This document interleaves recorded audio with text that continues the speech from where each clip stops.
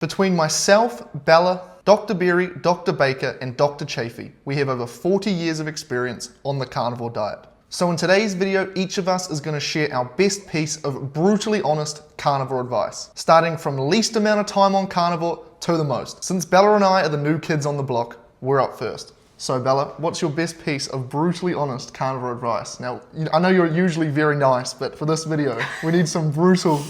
Brutal. Yeah. Okay. Well, I will say what I always say, and that is, are you eating enough?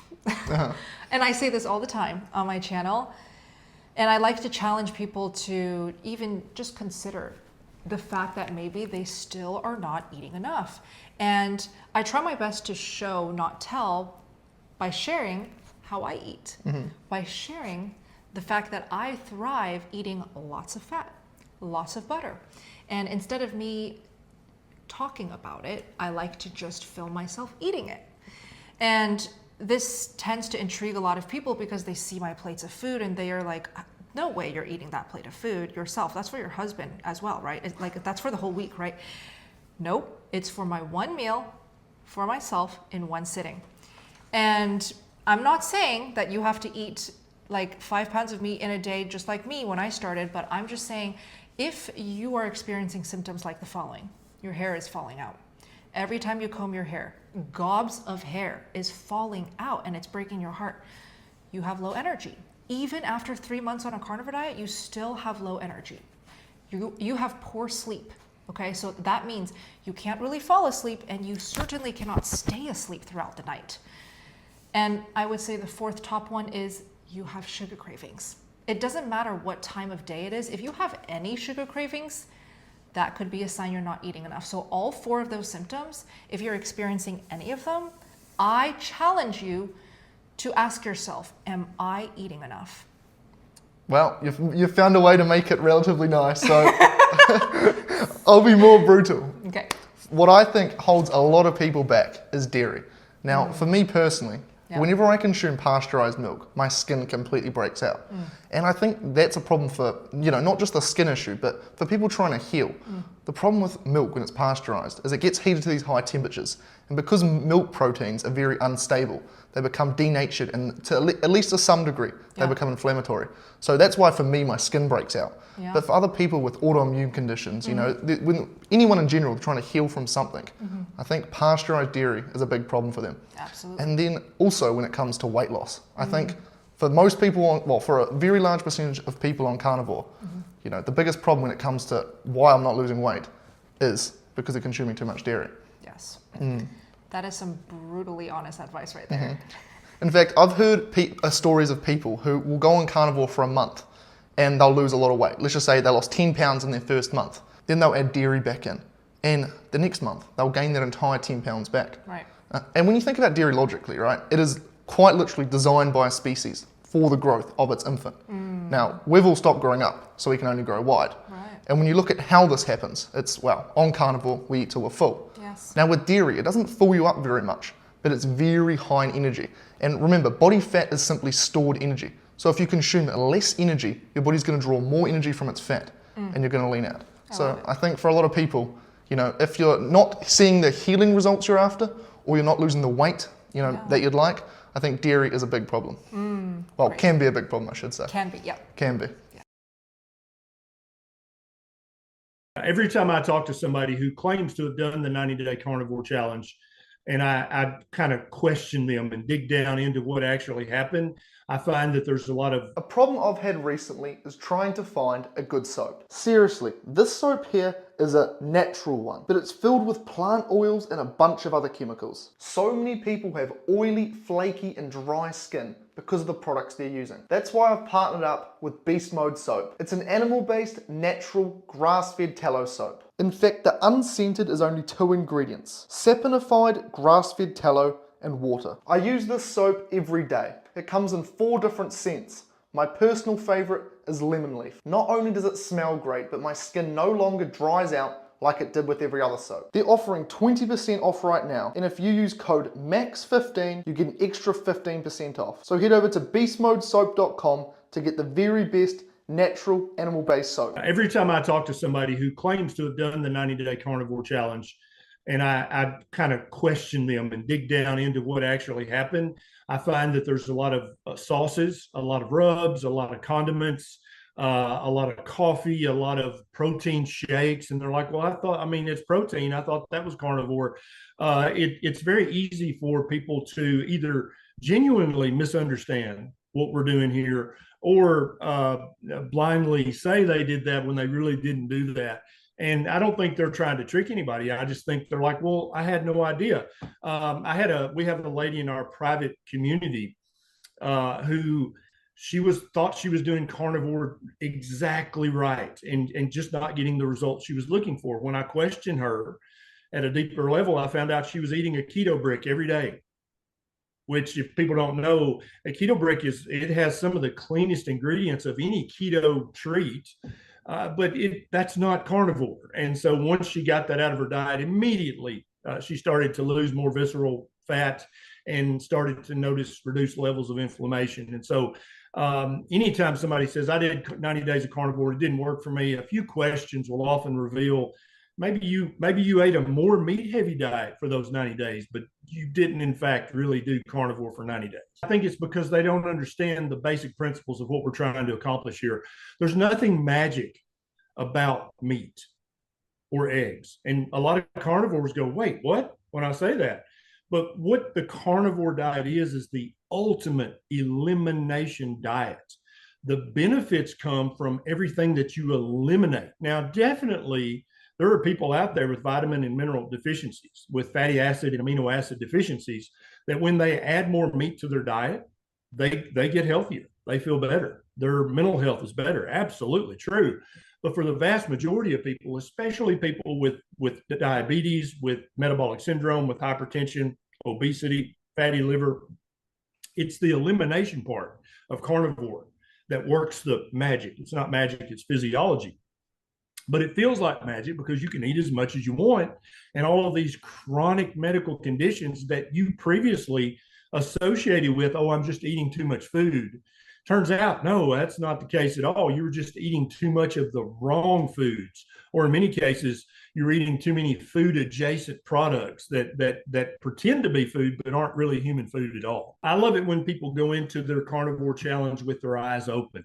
And I try to preemptively tell them, look, you're probably a sugar addict. And that's okay. But if you go into carnivore and you're not aware of that fact, about 3 to 7 days in, you're going to be jonesing. And you're not going to recognize it for what it actually is, which is carbohydrate withdrawals. Just like if you tell somebody quit smoking, you'll feel better the minute you do, you're setting that person up for failure. Because when the nicotine withdrawals kick in, if you haven't warned them in advance, hey, it's going to suck, okay? For 3 to 14 days, it's going to suck real damn bad. Then they think, well, gosh, I felt so much better when I was smoking. Maybe I should just go back to smoking. Maybe that's actually healthier because I feel better when I smoke. Same thing for sugar addiction. If you don't warn them in advance, hey, you're going to go through withdrawals, and it might suck a little bit or it might suck a lot of bit, depending on your physiology and how long you've been a sugar addict. I think you're setting people up for failure. They need to know that going in. They need to really know what it is and what to expect so that when it does happen, they're like, oh, this is sugar withdrawal symptoms. This doesn't mean carnivore is bad for me. Here, I'm having some reaction to carnivore. I'm just withdrawing from the sugar, and that's going to take a few days for my body to adjust. I mean, you've got to set yourself up to win, and I think that's something that, if you are going to say, look, I'm going to do a carnivore diet to fix problem X, Y, or Z, whatever it might be. Maybe I need to lose 50 pounds. Maybe I'm addicted. I want to break this food addiction. Maybe I've got diabetes. Maybe I'm in chronic pain or whatever, and you're using it for that. Then I think, you need to set your household up to succeed. So get rid of the junk food. If you're living with somebody that's still a junk food addict, have a long discussion with them and say, look, I really need your help. And I'd like you to support me. And hopefully, I mean, you got to have that conversation because it's going to come up one way or the other. So set yourself up for success.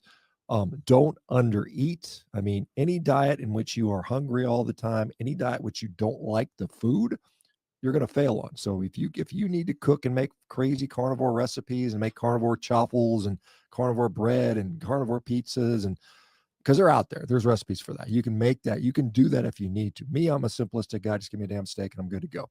But I mean, for those people that need that, go ahead and do that. Invest in that.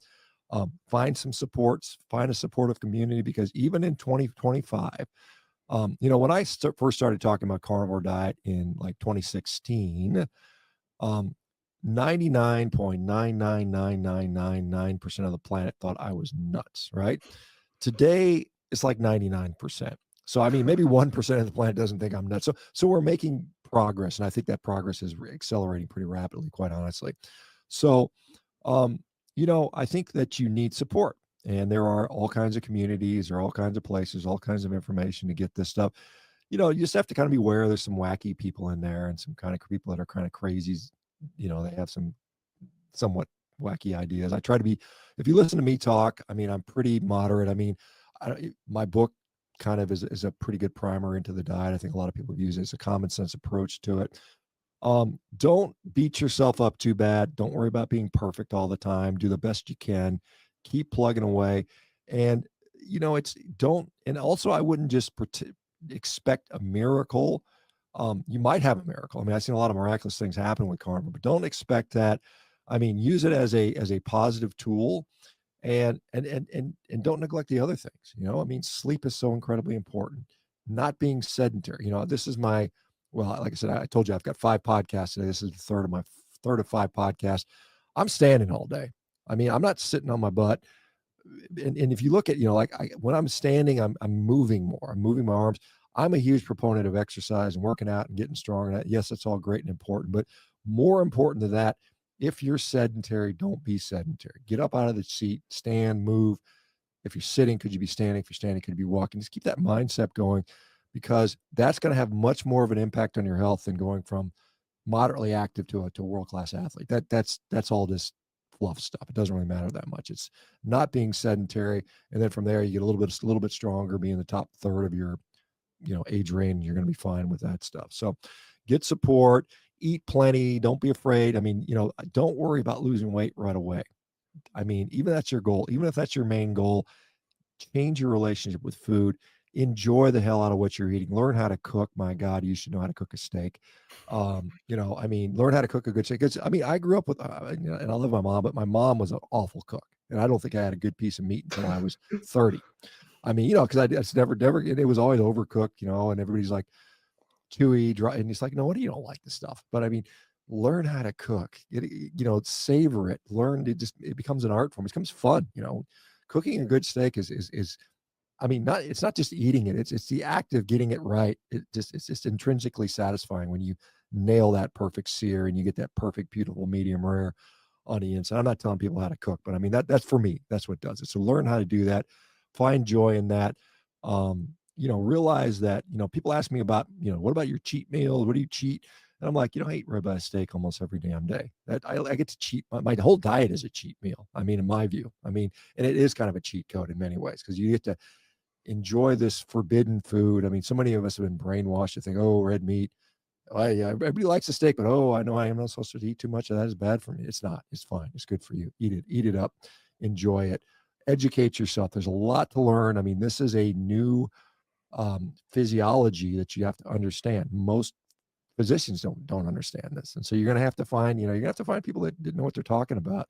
And I mean, again, when it comes to health, you can't outsource it to other people. It's on you. I mean, you can get some help. I don't mean you can't have help, but I mean, you cannot rely on somebody else. It's 100% on you. It's your problem. You got to fix it. You got to do the work. And I mean, but it can be fun. It can be enjoyable. Consistency over time. It's not going to be, and it's not necessarily going to be a straight line of perfection. There's going to be a little bit of ups and downs and rockiness, but you just kind of look at it month by month. Don't go day to day. Where was I last month? Where am I now? Have objective goals that you can validate. It's not everything about how much I weigh. It's like, there's a lot of ways you can, how do I feel today? I mean, what's my mood like? Do I wake up? What's my sleep quality? How do my joints feel? How does my gut feel? All these things you can kind of get an idea what's going in the right direction. I mean, it's pretty intrinsically obvious when you're healthier, and when you're sick, it's pretty obvious. And don't let people gaslight you into pretending you're sick when you're getting healthy. I mean, that's the worst thing I see, when people are obviously getting healthy, but people are telling, oh, getting healthy can't be healthy.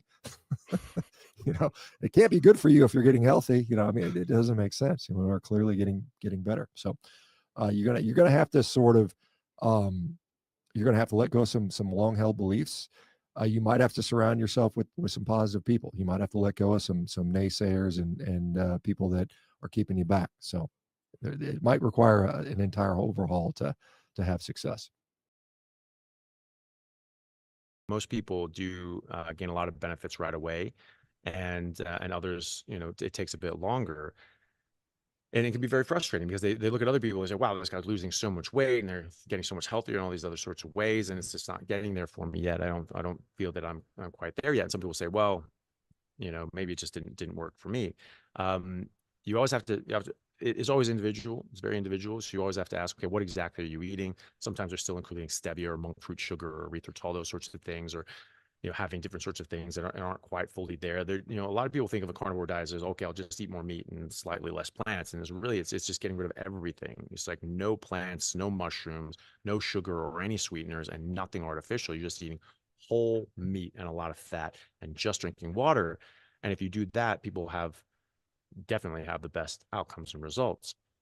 And then sometimes there is an adaptation phase. Some people will adapt a bit faster. Like I felt very good very quickly and had a lot better energy within a couple of weeks and felt amazing, even in my late 30s and 40s. But some people, it takes a bit longer than that. It can take actually months to get fully keto adapted and get your energy levels back up. Another thing is that people can fixate on one issue, and that's their main issue for trying a carnivore diet, and they're looking at that, and that one's not quite going as fast and budgeting, maybe it's not budgeting at all, as as they would have liked and that other people have. And the problem with that is that they don't actually see all the other benefits they're getting. They sort of lose sight of that. And I've seen this actually a number of times, where, like, for instance, there's one lady was really hoping to lose weight with a carnivore diet.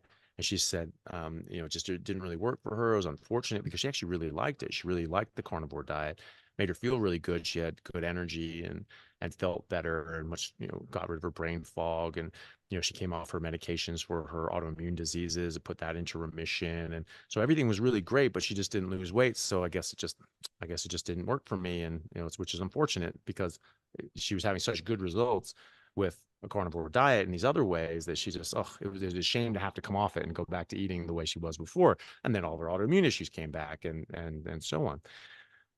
To me, it sounded like it was actually working really well, and that she was just fixating on the weight side of things and losing sight of all the better things, of all the other benefits. And that's the classic, missing the forest for the trees. And so she was actually improving greatly. And that's why I tell people it's about health first and foremost. How do you feel? What is your health doing? How are your medications going? Is your autoimmune issue going into remission, or at least reducing its severity? These sorts of things. If that's happening, that's the main thing. And your weight will happen, but a lot of people have different sort of, we all start at a different place. And so we all have different metabolic demands. We all have different metabolic status that we're in. So people have been starving themselves and eating a whole bunch of different foods that aren't very good for them. They can actually tank their metabolism, and it can take a while. It can take months and months and months for their metabolism to heal and speed up and start working properly again, and for their hormones to normalize. And you get leptin imbalance, leptin resistance. It's very difficult to lose weight when you have leptin resistance and insulin resistance. So people can do it, but it can just take longer, especially if it's very elevated, and that can be a sign that your metabolism is severely depressed. And so that's just going to take longer for some people. And some people actually gain weight.